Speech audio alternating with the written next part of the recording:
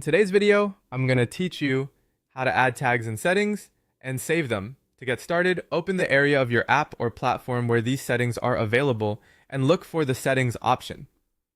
This is usually where general preferences and organizational options are stored, so if you need to manage labels or categories, this is the right place to begin. Once you're in settings, go to General. The General section typically contains broad configuration options that affect how information is organized or displayed.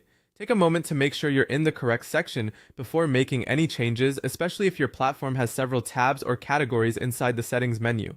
After that, find the field or section where you can add tags.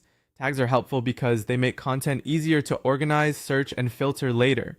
Depending on the system you're using, you may be able to type a single tag, add several tags one after another, or select from existing suggestions. If tags are meant to follow a certain format, such as short keywords or simple category labels, try to keep them clear and consistent. This makes them much more useful over time. Go ahead and enter the tags you want to use. As you do this, double check your spelling and naming style so everything stays organized. For example, using similar wording across related tags can help avoid confusion later. If your platform separates tags with commas or creates a tag each time you press enter, just follow the behavior shown on your screen. Once your tags have been added, the final step is to save your changes. Look for the Save button and click it to confirm the update. This is important because if you leave the page without saving, your new tags may not be applied. After saving, it's a good idea to briefly verify that the tags were successfully stored.